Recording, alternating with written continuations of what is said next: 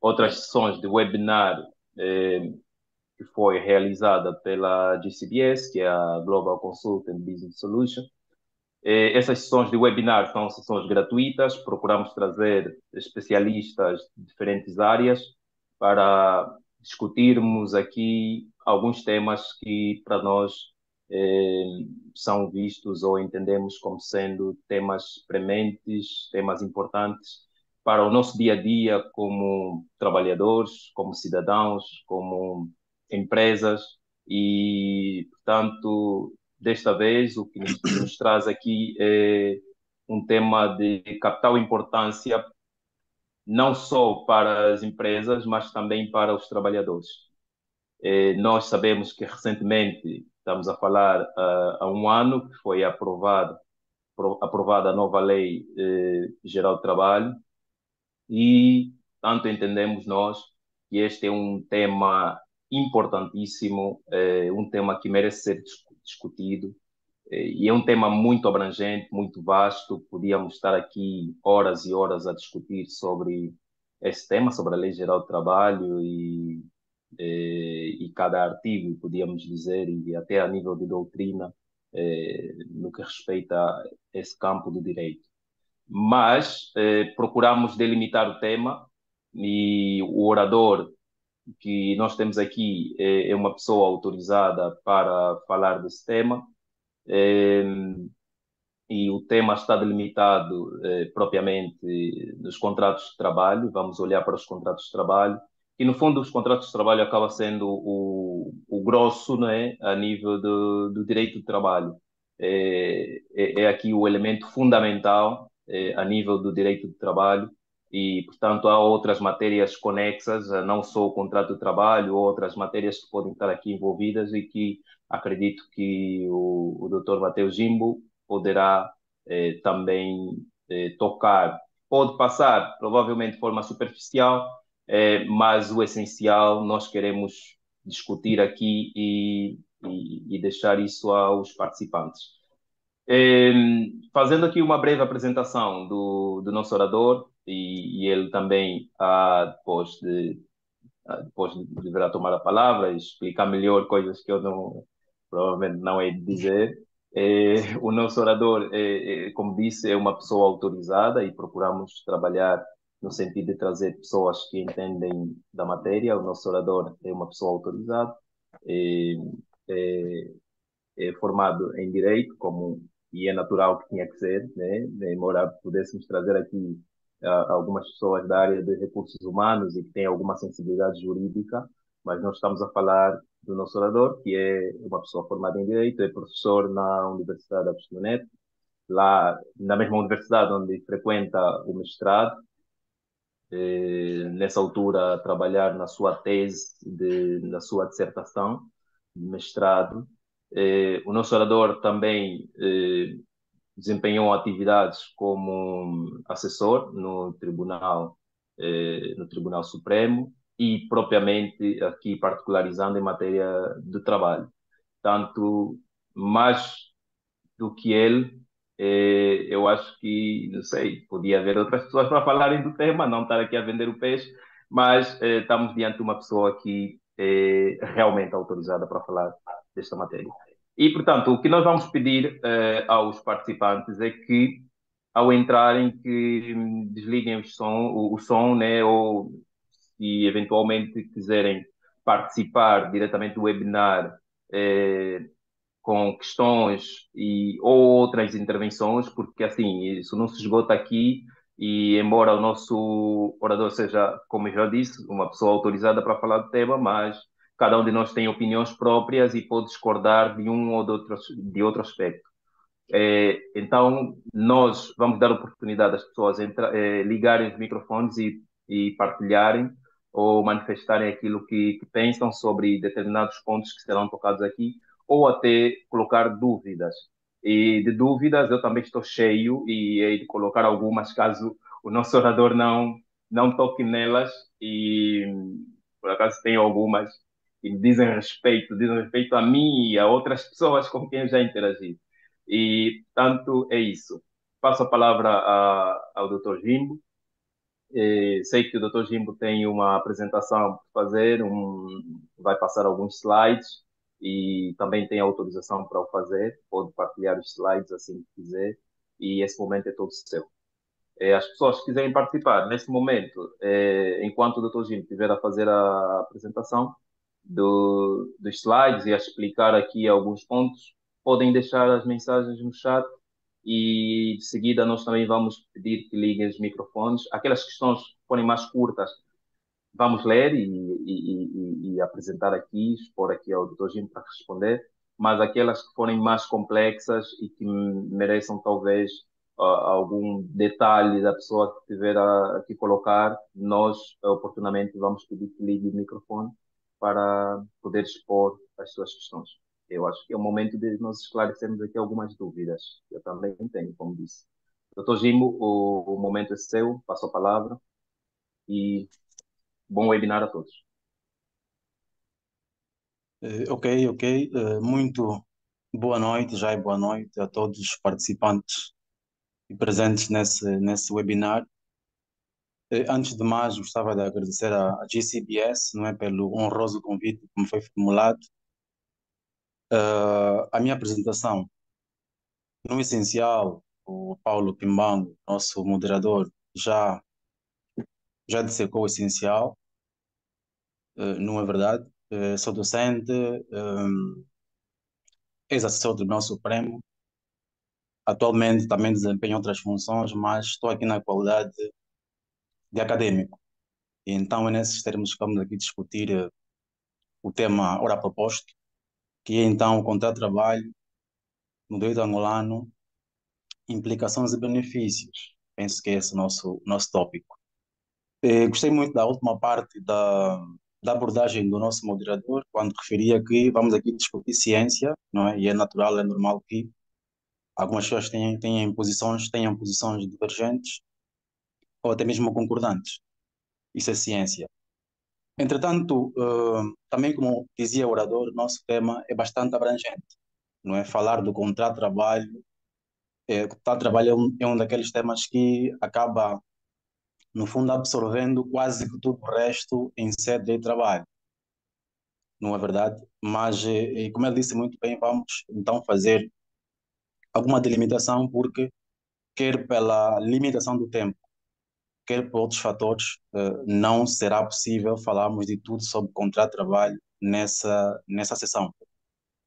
Entretanto, nós temos alguns slides para partilhar, mas antes de partilharmos o slide, eu queria fazer referência que nessa primeira sessão, pode ser que hajam outras, vamos essencialmente centrar-nos naquilo que é o basilar, o essencial quando falamos do contrato, portanto, quando falamos do contrato de trabalho, que é, no fundo, a formação, constituição do contrato de trabalho, a capacidade das partes para poderem celebrar esses contratos, o objeto do contrato de trabalho, a forma do contrato de trabalho, não é? A duração desse mesmo contrato de trabalho, não é? Também questões relativas à renovação, no caso do contrato de trabalho por tempo determinado a termo certo. E no essencial, também importa referir que quando falamos do contrato de trabalho, há uma nota essencial que eu queria trazer aqui à colação, que tem que ver com as vicissitudes, não é, que esse mesmo contrato passa. As vicissitudes são aqueles fenômenos que podem ocorrer numa relação jurídica qualquer. Aqui, em concreto, estamos a falar da relação jurídica laboral de trabalho. E então, essas vicissitudes, aqui seguindo de perto a professora Palma Ramalho, afastando a primeira fase da formação ou constituição do contrato, é essencialmente as modificações, desculpem, que o contrato pode observar, bem como a extinção do contrato de trabalho, ou se quisermos, das relações laborais, são temas essenciais quando falamos do contrato de trabalho.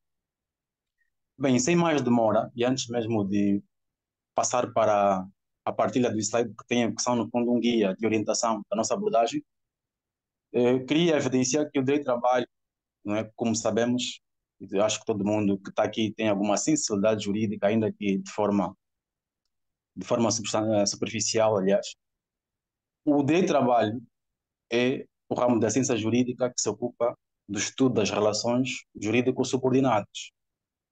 Ou seja, estuda direito do trabalho de forma específica um setor da atividade humana, um setor específico. E qual é esse setor específico? Como diz também uma vez mais a professora Palma Ramalho, esse setor específico que o direito do trabalho estuda são as relações subordinadas.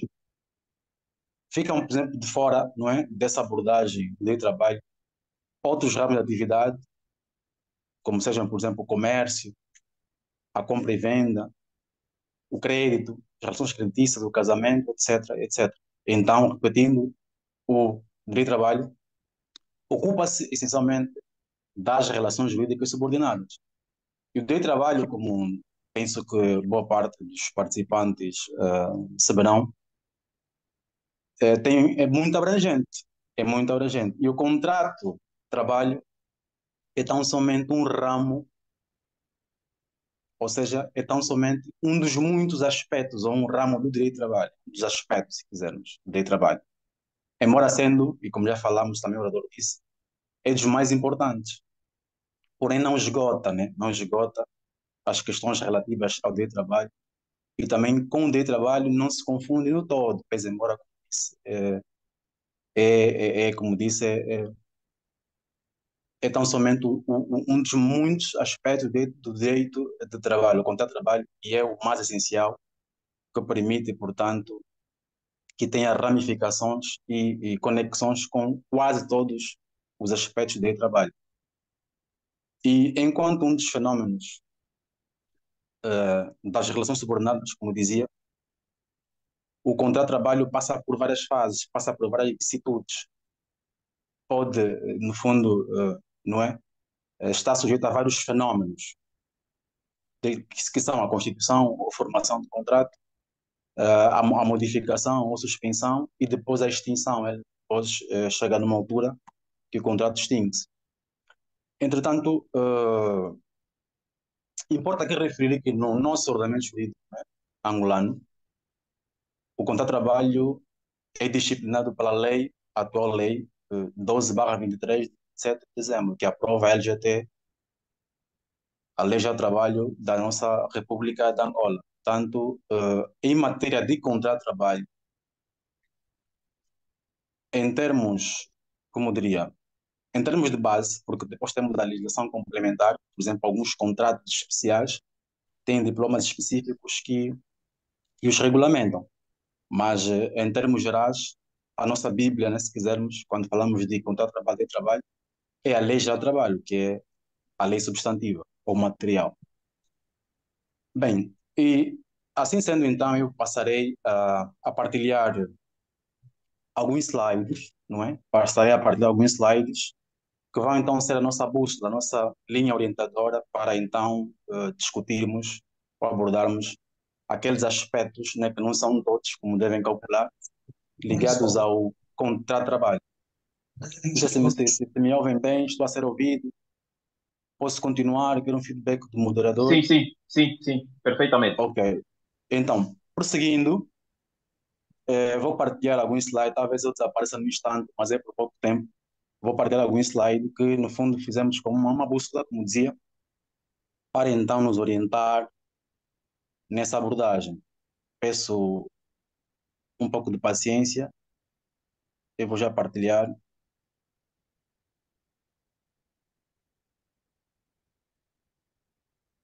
Eu vou já partilhar. Não sei se já conseguem ter acesso ao slide que eu Eh, fazia referência. sim, ele está a iniciar. Ok, já sim, já sim. Ok. Então, como dizia, temos esse slide, né, como uma bússola, uma linha orientadora daquilo que é a abordagem que faremos a respeito, então, do contrato de trabalho, do ponto de vista do direito angolano, se quisermos, da Lei de Trabalho, Lei 12/23, 7 de dezembro.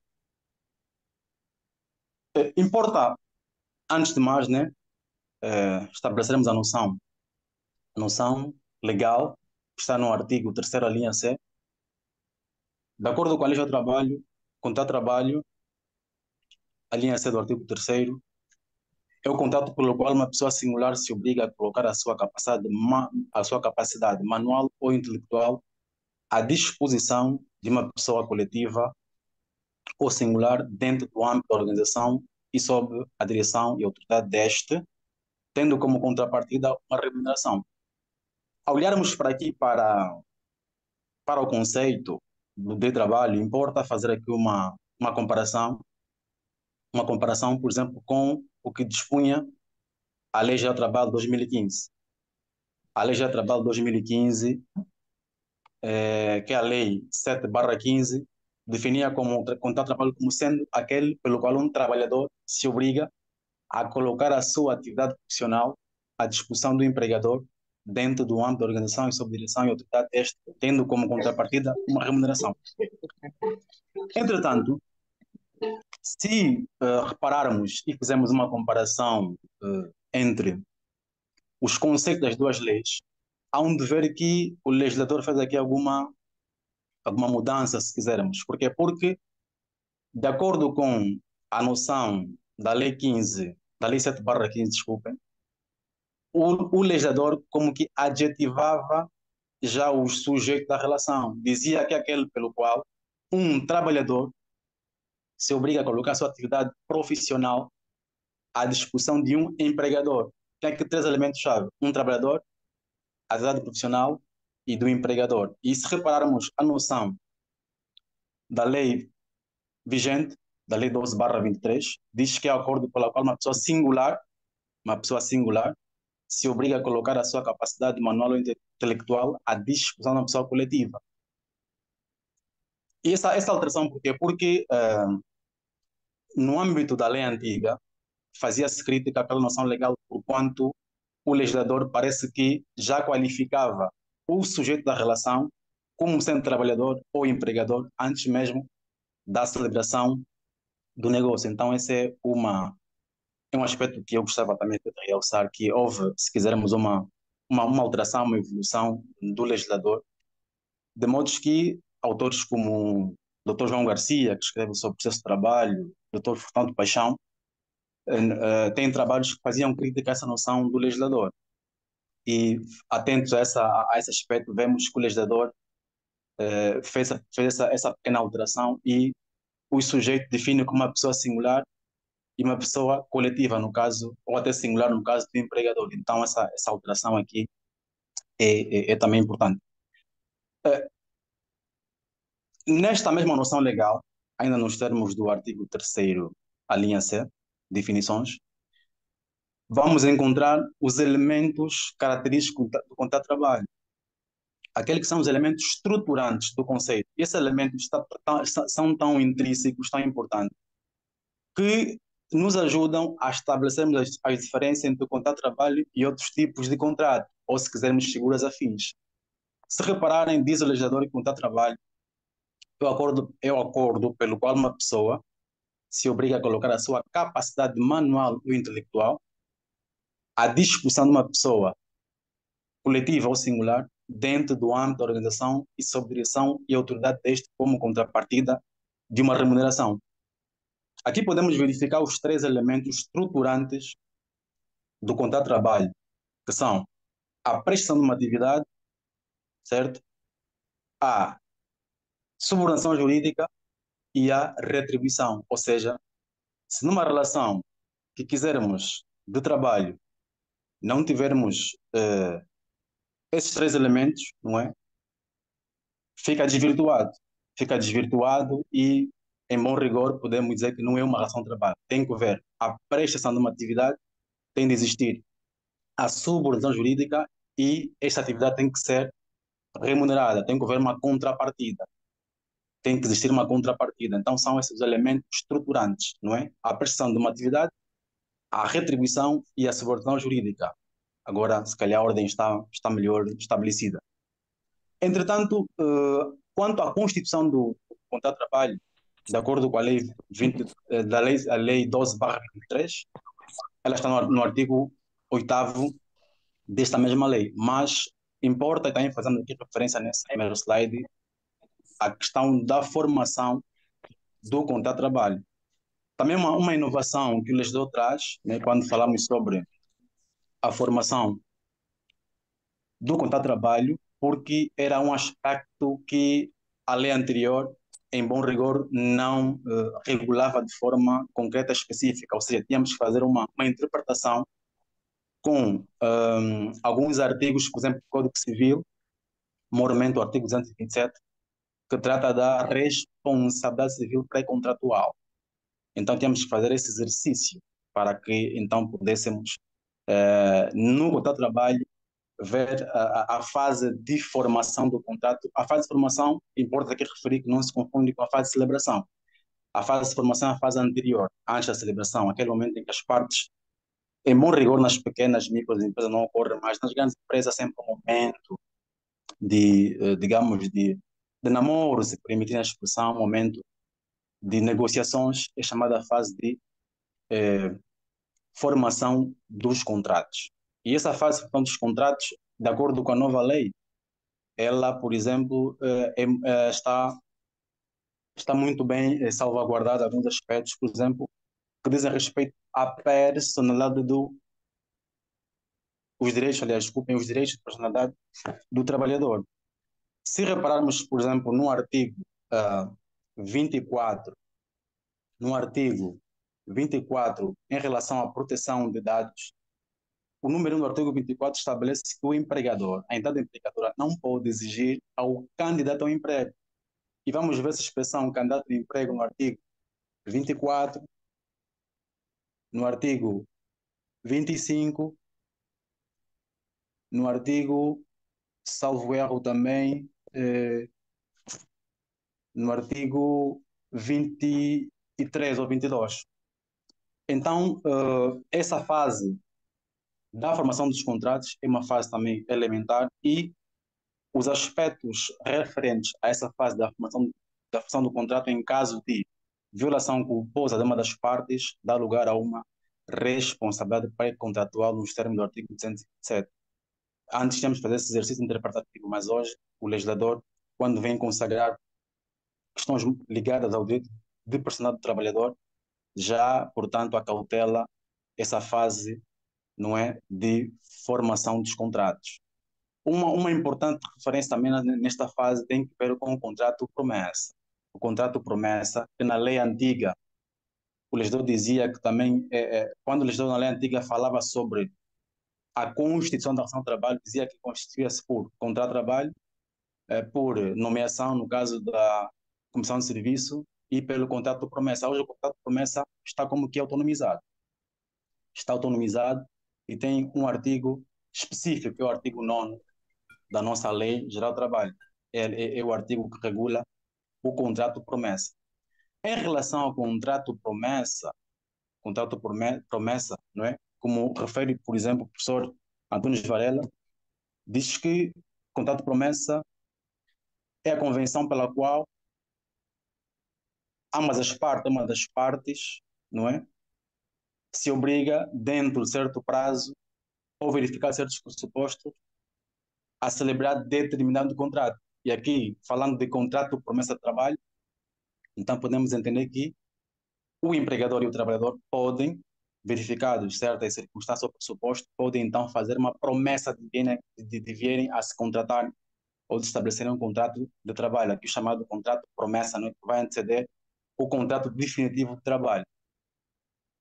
Essa questão do contrato promessa de trabalho é muito importante, porque nos termos do artigo 9º, o legislador remete a questão do incumprimento para os termos gerais. E nos termos gerais de direito, obviamente, no direito às obrigações, nós sabemos, né, e para quem tem alguma sensibilidade jurídica, sabe que uma das formas para que se, digamos, acautela a violação do contrato de promessa é a chamada execução específica, que está no artigo 830, salvo erro do Código Civil. Portanto, a questão que se coloca aqui no direito do trabalho é se o contrato promessa de trabalho, em caso de incumprimento, é ou não possível, é ou não admissível uma execução específica. E a doutrina é divergente. a doutrina é divergente, mas, por exemplo, o professor Menezes Cordeiro entende que não faz sentido constituir uma ação jurídica por meio de uma sentença judicial, porque a execução específica é uma sentença que vai obrigar aquela parte incumpridora, não é, do contrato, a então a celebrar o contrato. E também importa referir que o contrato promessa de trabalho não dá, digamos, uma expectativa jurídica, mas apenas jurídica não é uma expectativa jurídica, como diria. Ou seja, dito de outro modo, eh, o, o, o contrato promessa, o contrato promessa não é uma expectativa, não é? Se quiser, uma expectativa de que o contrato de trabalho definitivo então venha a ser celebrado. É uma promessa de vir celebrar o contrato, não de ser contratado, ok? Então importa fazer referência a esse aspecto no que se refere ao contrato de promessa. E então entende-se que não faz sentido lançarmos mão à execução específica no contrato de promessa de trabalho em caso de violação, porque no, era como que obrigar, não é, por uma sentença judicial, alguém, no fundo, a se vincular num contrato de trabalho, que não faz muito sentido, porque, pela própria natureza do contrato de trabalho, enquanto contrato obrigacional, por o próprio princípio da autonomia da vontade, então entende-se que o contrato de promessa, em caso de incumprimento, não se aplica nos termos, por exemplo, como se aplica no direito civil, ou se quisermos no direito das obrigações. Não faz muito sentido. E então é um aspecto também importante que queríamos fazer referência e dizer que, não é, os prejuízos na fase pré-contratual são de natureza civil. Então, caso o trabalhador ou o empregador entenda que se tem um prejuízo por causa disso, tem de recorrer, tem de recorrer, portanto, ao direito civil ou das obrigações para ver ressarcido então esse dano que terá, que terá sofrido. Bem, também aqui importa nessa fase ainda falarmos sobre, depois do contrato promessa de trabalho, tem a capacidade para então as pessoas poderem celebrar o contrato de trabalho. De acordo com o artigo 10º da Lei Geral do Trabalho, a regra não é, é que todos os maiores de idade podem celebrar contratos, portanto, de trabalho. Essa é a regra. Excepcionalmente, diz a norma do artigo 12, os menores entre 14 e 17 anos, portanto, podem, mediante autorização, não é, do seu representante legal, ou, na falta desta, suprida pelo centro de emprego ou uma instituição idônea, podem, portanto, celebrar contratos de trabalho. Importa que referir que quando falamos sobre a capacidade, temos que olhar para dois aspectos. Tem um aspecto subjetivo, um deles é a capacidade, mas também a legitimidade, e o aspecto objetivo, portanto, que são os requisitos do objeto negocial. São os requisitos do objeto negocial. Falamos agora a seguir sobre o objeto do contrato de trabalho, não é? Está no artigo 11.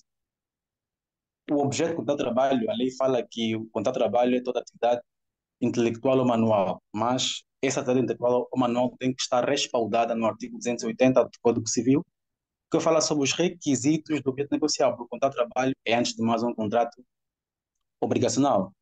É um contrato, não é um contrato especial, mas em termos gerais é um contrato obrigacional. É um negócio jurídico bilateral, se quisermos, para sermos mais concretos. E então, a capacidade, de acordo com a nossa legislação, todos os maiores podem celebrar contratos de trabalho. Entretanto, excepcionalmente, é uma exceção, não é, ao artigo 12, excepcionalmente, portanto, os menores entre 18 e os 17 anos. Se os senhores, né, os meus amigos, derem uma olhada na lei anterior, na lei 7, há de ver que o legislador dizia ali, não é, nessa exceção, falava entre 14 e 18 anos. Não faz muito sentido, porque a maioridade aqui no nosso país é aos 18 anos. Hoje o legislador fez essa correção assertiva, não é? Refere, e excepcionalmente podem os menores entre 14 e 17 anos, desde que autorizados pelo seu representante legal ou pelo centro de emprego ou uma instituição idônea podem sempre celebrar contratos de trabalho. E quanto ao objeto, penso que eu saí a seguir. Quanto ao objeto, como também já fez referência do contrato, o número 1 diz que a atividade a que a pessoa se obriga pelo contrato de trabalho pode ser predominantemente intelectual ou manual. Então, o objeto do contrato de trabalho, em termos práticos, é o quê? Toda aquela atividade lícita. E aqui, bem numa parte, discutia outro dia, por exemplo, com Paulo, discutia outro dia em off, não é? Se o feedback é negativo, Tipo, na vida, não tem mais plano. Por favor, prezado Nelson, por favor, desligar o microfone. Eu vou pedir aos participantes que garantam que os seus microfones estão desligados, por favor, e oportunamente nós vamos pedir que abram os microfones para participar, para não ter que estar aqui a interromper e quebrar o raciocínio, por favor, e desde já agradeço a compreensão de todos.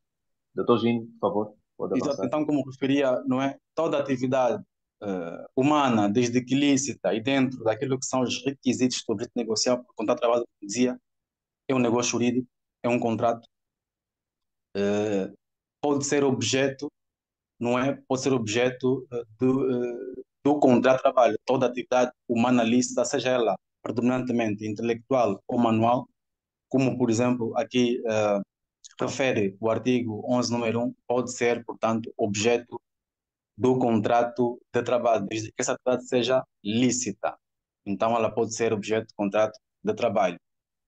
O slide a seguir fala sobre a formação do contrato, a forma, desculpa, do contrato de trabalho.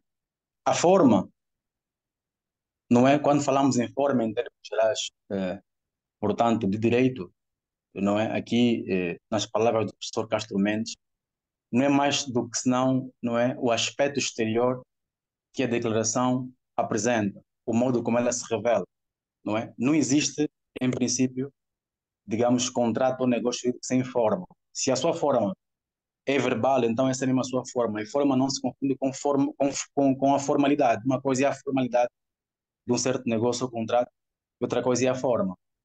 E nunca respeita a forma, é um aspecto muito importante e, olhando aqui para o nosso tema, é um aspecto intimamente que implica todo, não é? O contrato de trabalho, quando no artigo 1º legislador diz que a celebração do contrato de trabalho é uma forma é estabelecida pelas partes, salvo se expressamente a lei determinar a forma escrita.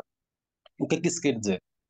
Significa que aqui foi consagrado, portanto, a forma consensual, ou seja, o contrato de trabalho, portanto, pode ser celebrado de forma não escrita. A regra é que o contrato de trabalho é celebrado de forma consensual. A regra é a da consensualidade, ou seja, não há, em princípio, em regra, reafirmo isso, não há aqui o princípio, digamos, da forma legal, certo? Há aqui o princípio da liberdade de forma nos termos do artigo 219 do Código Civil. Porém, o artigo segundo, ou o número 2, desculpa, o número 2 do artigo 12º, vai ser que está correto, estabelece que os contratos de trabalho especiais e os contratos de trabalho por tempo determinado só são válidos se forem celebrados por escrito ou de forma escrita. Isso significa que temos aqui uma exceção à regra. E, como dizia o professor Buriti, o problema da regra é a exceção. Por que aqui o problema da regra é a exceção? Porque uma exceção leva a outra exceção. E vamos ver isso mais já daqui para frente. Então, a regra é da consensualidade, liberdade de forma. Os contratos podem assumir a forma que for estabelecida pelas partes. Aqui, com base na autonomia privada, as partes podem celebrar os contratos na forma que melhor lhes aprover. Todavia, se tratando-se de um contrato de trabalho especial ou um contrato de trabalho por tempo determinado, esse contrato só será válido se adotar a forma escrita, se for celebrado por escrito. Então, temos aqui uma importante exceção ao número 1 do artigo 2, do artigo 12º, desculpem, referente à forma do contrato de trabalho. Então, resumindo, o contrato assume a forma consensual que for convencionada pelas partes, a regra. Excepcionalmente, o contrato por tempo determinado ou a termo certo desculpa, e os contratos especiais só são válidos se forem celebrados por escritura pública, certo? Importa aqui também fazer uma referência ao número 3 do artigo 12º, que diz que o disposto no número anterior não se aplica aos contratos de trabalho a termo com fundamento em atividades descritas nas linhas E, D e F. Por exemplo, a linha F fala do trabalho sazonal. Estes trabalhos, por exemplo, como é um trabalho sazonal, um trabalho feito só numa fase, num período do ano, por exemplo, no verão ou no outono, esse trabalho, ou esse tipo de trabalho, pode ser celebrado mediante a forma não escrita, de forma consensual. Ou seja, e diz aqui o legislador cuja duração não seja superior a 30 dias. O número anterior é o número 2, que diz que os contratos por tempo determinado e os contratos especiais só são válidos se forem celebrados pela forma escrita, é exceção à regra. Mas o número 3, como dizia, diz que o disposto no número anterior não se aplica aos contratos de trabalho a termo ou por tempo determinado, com fundamento em atividade escrita nas linhas E, D e F do número 1 do artigo 15 da presente lei. O artigo 15 da presente lei escalona, não é? Descreve, não é? Os tipos de atividades que podem ser objetos de contrato de trabalho por escrito, se, por assim dizer, assim quis perceber. Então, como eu dizia, o problema da regra é exceção. Se repararem, o artigo 3º é exceção da exceção número 2 e reconduz o que reconduz-nos a regra. Daí que em direito há um brocado que se diz que a exceção da exceção nos reconduz à regra. Então, em matéria, portanto, de forma, o contrato de trabalho assume a forma consensual eh, que for estabelecida pelas partes, porém, tratando-se de contratos especiais ou contrato por tempo determinado, só é válido se for celebrado por, pela forma, portanto, pela forma escrita. Também é importante o número 4, fazer aqui uma pincelada, que o número 4 diz que a falta de redação de contrato escrito, quando obrigatória, nos termos do número 2 obrigatório, presume-se da responsabilidade da entidade empregadora, e é dado como celebrado por tempo determinado. Ou seja, se um dado empregador-trabalhador estabelecer uma relação jurídico-laboral cuja lei exige, nos termos do número 2 do artigo 12º, que seja por escrito e não se levarem por escrito, essa falta da relação escrita, em princípio, é imputável à entidade empregadora. E esse contrato é dado como sendo celebrado por tempo indeterminado. Por tempo indeterminado.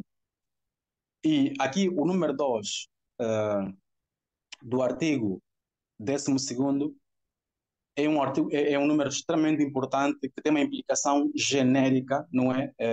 Em todo o direito do trabalho, em todo o contrato de trabalho, nosso regime jurídico, de tal modo que veio, digamos, dar resposta a uma aclamação generalizada que se fazia da lei antiga, porque a lei antiga, embora também consagrasse a consensualidade, não é?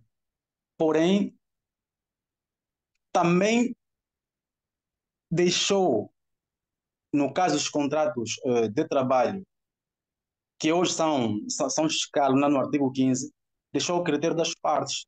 Ou seja, não havia essa obrigatoriedade. Não havia essa, ou seja, essa obrigatoriedade dependia das partes, estava na disponibilidade das partes. Não me ocorre aqui qual é o artigo da LGT 2015, mas, qual é a implicação disto? A implicação disto é que o paradigma de contratação, não é? O paradigma de contratação, e veremos isso quando falamos sobre a duração do contrato, está no artigo, portanto, no artigo 14. O paradigma de contratação mudou radicalmente. Isso implica todo o direito de trabalho, todo o contrato de trabalho, todas as relações jurídico-laborais, se quisermos. Porque hoje, não é? O paradigma de contratação é o contrato de trabalho por tempo indeterminado. Esse é o paradigma de contratação. Excepcionalmente, então, os contratos podem ser por tempo, termo certo ou por tempo determinado, mas a regra, o paradigma de contratação, ou regime de contratação, se quisermos, é contrato de trabalho por tempo indeterminado nos termos do artigo 14 da Lei Geral do Trabalho, Lei 23, Lei 7, não, Lei 12, desculpem, Lei 12/23. Lei 12/23 de 27 de dezembro. Essa questão do paradigma de contratação é tão abrangente, tão transversal, que é um dos elementos crucial, ou uma das principais novidades, implica todo o contrato de trabalho, todo o trabalho, porque não era assim lei 7/15, não havia o paradigma de contratação, não era por tempo indeterminado. Aliás, com base na lei antiga, e em que havia também aquela escalonação entre as empresas grandes, pequenas, médias e micros, tendo em conta a sua dimensão, um trabalhador, por exemplo, de uma empresa, de uma grande empresa, só depois de 5 anos é que poderia então ver o seu contrato convertido em tempo indeterminado. Ao passo que numa pequena, média ou microempresa, só depois de 10 anos. Hoje esse paradigma está completamente alterado, porque o regime de contratação é o contrato de trabalho por tempo indeterminado. É o contrato de trabalho por tempo indeterminado.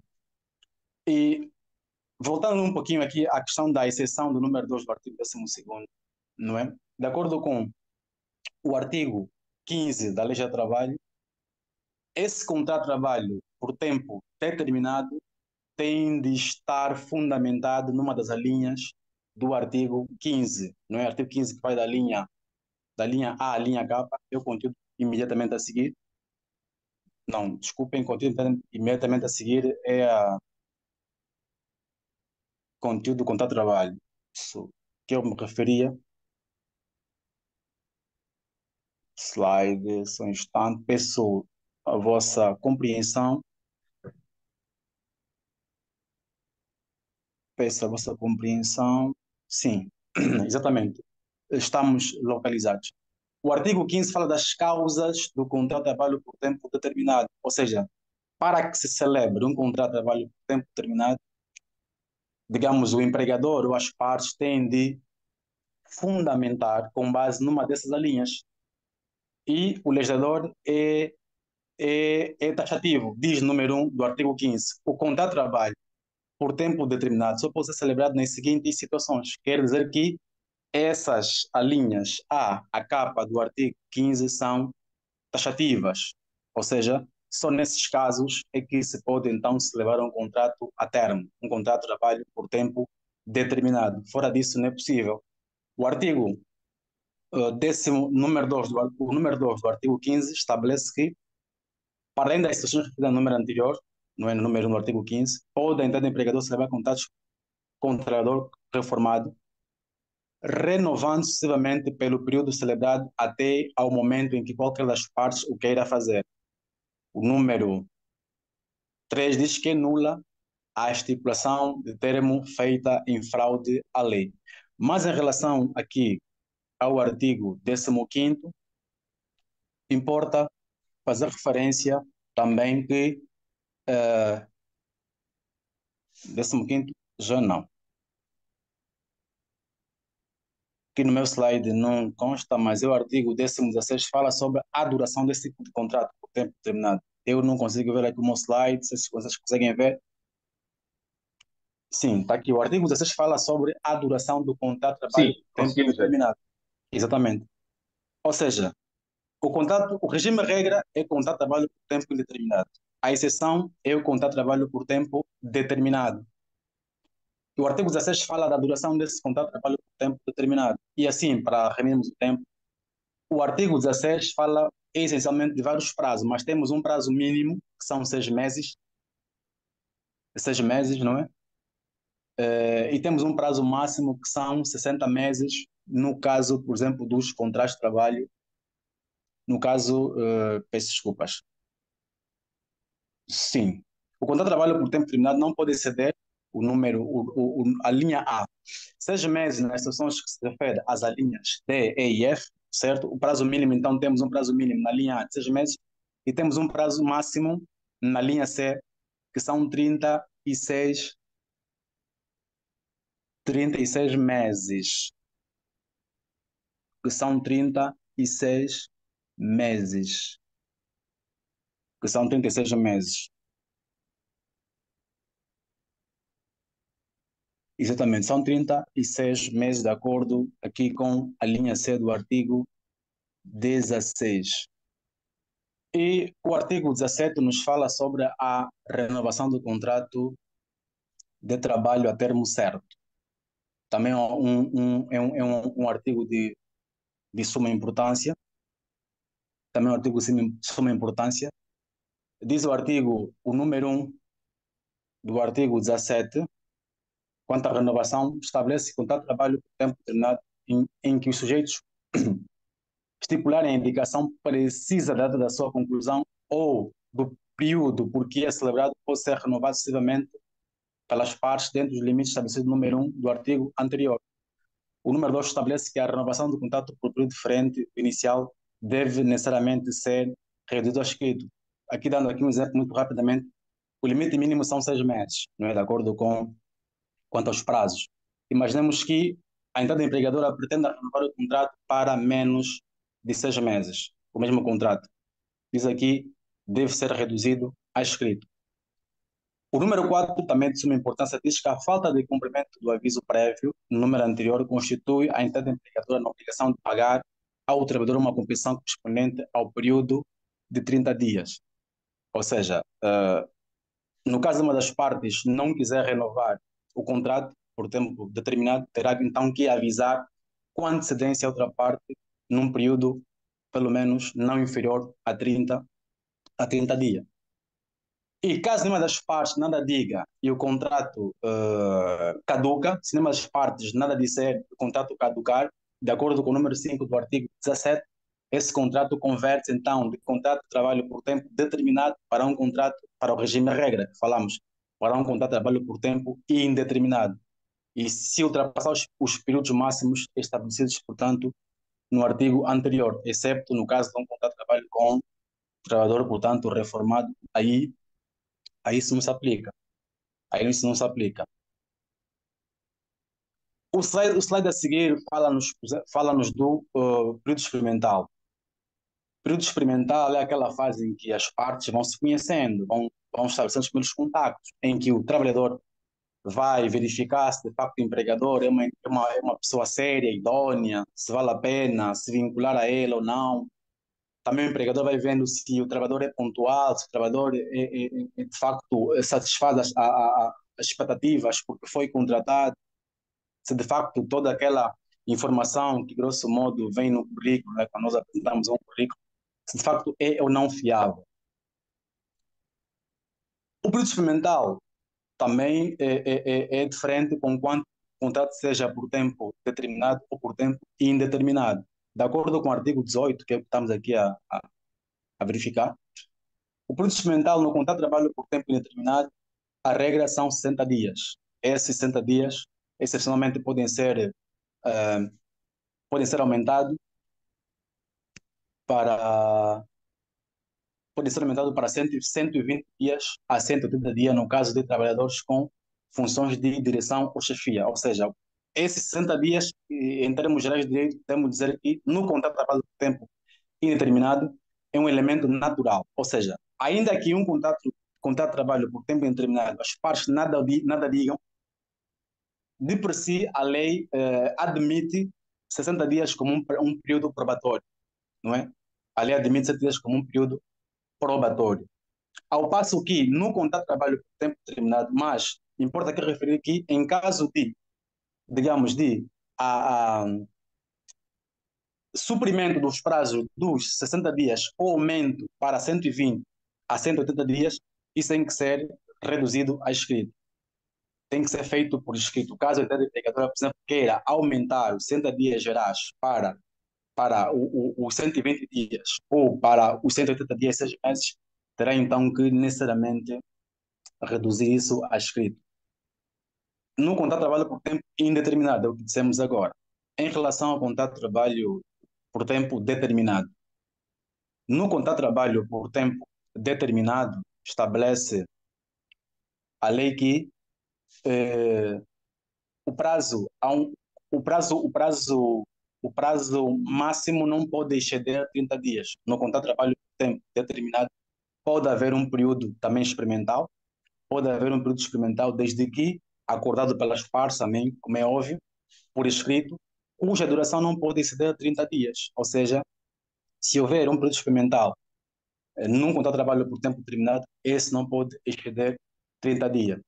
E o número 3 do artigo 18 estabelece que no contrato de trabalho por tempo determinado pode ser estabelecido por experimental se as partes assim o acordarem por escrito, cuja duração não excede 30 dias. É o que nós aqui acabamos de explicar. O número 2 fala sobre o aumento, não é? O aumento daquele prazo dos 60 dias para 120 ou 130 dias, no caso dos contratos de trabalho por tempo indeterminado. E o número 5 também é importante, estabelece que, decorrido esse prazo, esse período de experiência, sem que qualquer das partes faça o uso do disposto no número anterior, o contrato de trabalho consolida-se, contando-se a antiguidade desde o início da sua entrada em vigor. E o que o artigo anterior diz? É muito importante aqui no período experimental. O período experimental é uma exceção quer ao princípio da estabilidade do emprego, quer ao princípio da taxatividade, das formas de cessação ou extinção dos contratos de trabalho. Porque o número 4 do artigo 18 diz que, durante o período experimental, qualquer das partes pode cessar o contrato de trabalho sem obrigação de pré-aviso, indemnização ou apresentação de uma justificação, devendo então o empregador efetuar o pagamento da remuneração contratualmente acordada. O que é que isso quer dizer? Isso levanta uma questão muito discutida a nível doutrinário, que é a questão, portanto, como eu diria, dessa faculdade que as partes mais vulneráveis aqui, o trabalhador, é óbvio, não é? Porque é o lado ele mais fraco da relação trabalho, essa faculdade que as partes têm de, sem qualquer formalismo, que para que os fala sem aviso prévio, sem indemnização e sem qualquer justificativo. Porque fora desse caso do aviso prévio, não é? E se permitirmos, vamos chegar até lá quando falamos sobre as formas de exceção. Fora, fora nesses casos de período experimental, desculpa, desaviso prévio, fora dos casos de período experimental, as formas de cessação, não é, do contrato de trabalho são taxativas, ou pela caducidade, pela resolução, se quisermos rescisão, pela denúncia, certo? Ou pela revogação. Então, aqui o legislador permite que a entidade empregadora ou o trabalhador, não é, durante o período de aviso prévio, possa então fazer cessar o seu vínculo jurídico laboral. A questão que se coloca é se essa possibilidade é ou não fere ou não então o princípio da estabilidade do emprego, que tem consagração até inclusive constitucional também, a própria LGT fala, portanto, do princípio da estabilidade do emprego, fala sobre esse princípio da estabilidade do emprego. A questão que se coloca é essa, e é uma questão muito discutida, é uma questão extremamente discutida, que tem a ver com essa discussão, se é ou não uma violação, se essa possibilidade que as partes têm, fere ou não esse princípio estruturante de trabalho. Porque, como falamos aquela hora, né, tendo em conta o paradigma, a alteração do paradigma de contratação, do regime de contrato por tempo indeterminado, ao contrário da lei anterior, a questão que se coloca é que, com essa consagração desse novo paradigma, não é se, digamos, reforçou o princípio da estabilidade do emprego, mas aqui o legislador, no artigo 4, permite que as partes, então, possam, na fase experimental, digamos, fazer cessar o contrato sem qualquer formalismo, sem aviso prévio, sem nada. Bem, o entendimento que se tem é de que, não é, a doutrina é divergente, mas, grosso modo, entende-se que não há aqui essa violação não há aqui essa violação ao princípio da estabilidade do emprego, porquanto é uma fase, é uma questão de política legislativa, né, que as partes têm, o trabalhador e o empregador, para se conhecerem, para ver então se vale a pena manter esse vínculo jurídico-laboral ou não. Então, grosso modo, entende-se que é um desvio ao princípio da estabilidade do emprego, ou bem como também um desvio ao princípio da taxatividade das formas de cessação ou extinção da relação jurídico-laboral. Então, o período experimental não é entendido como inconstitucional, não é? E apesar de que a CRA, por exemplo, estabelece o princípio da estabilidade do emprego, a PPLG também estabelece este princípio. Entretanto, podem surgir várias questões em relação ao produto experimental. Por exemplo, um empregador que, por qualquer uma razão não justificável ou até uma razão discriminatória, como vimos, por exemplo, no âmbito dos direitos de personalidade, hoje o legislador, por exemplo, consagra a proteção de dados no artigo 24 e a lei da proteção de dados é referente, por exemplo, e proíbe a divulgação fora daqueles casos estabelecidos por lei dos dados sensíveis. Imagina então uma trabalhadora que está na fase experimental num contrato de trabalho por tempo indeterminado, inclusive, mas o empregador, percebendo-se que ela está grávida, então, durante esse período experimental, despede a trabalhadora. Entenda a doutrina aqui, nesses casos, se for comprovado que essa cessação do contrato deveu-se por esse facto de ela estar grávida, então, entenda a doutrina aqui só é entendido como um abuso do direito por parte do empregador. Ou seja, né, o artigo 334, salvo erro, diz que é ilícito o exercício de um direito quando o seu titular excede a manifestamente dos limites impostos pela boa-fé, pelos bons costumes ou pelo fim econômico e social desse direito. Então, a garantia que o trabalhador, e é maiormente o trabalhador porque é a parte mais frágil, a garantia que tem geralmente é de que se conseguir provar que o empregador usou de forma indevida, abusiva, esse direito, que é um direito de fazer cessar o contrato, mas esse direito de fazer cessar o contrato, se for exercido de forma abusiva, de forma indiscriminada, ali então é possível ao lesado, portanto, lançar mão ao Instituto, à cláusula geral do abuso do direito para então fazer valer os seus direitos. São essas as considerações em relação ao período experimental, o resto, se calhar, depois podemos descortinar. Também importa referir que no contrato de trabalho, à luz da lei de trabalho, há uma proteção, digamos, há uma proteção, reconhecimento de condições especiais aplicáveis a certo grupo de categoria de trabalhadores. Ou seja, o contrato de trabalho de certos grupos específicos de trabalhadores goza de uma proteção, goza de alguma proteção. Estamos de logo a falar, por exemplo, do trabalho das mulheres, contrato de trabalho de mulheres. O artigo 8º, por exemplo, realça aqui o princípio da igualdade, da não discriminação ou da igualdade, o princípio da, digamos, da não discriminação remuneratória.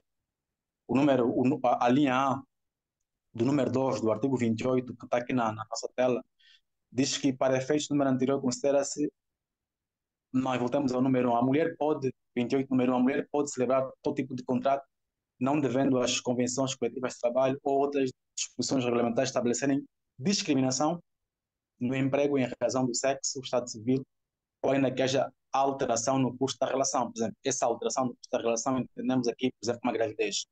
Então, esse setor de trabalhadores, essa categoria, por causa das próprias particularidades aqui da mulher, por exemplo, imaginemos a sua própria condição genética, né?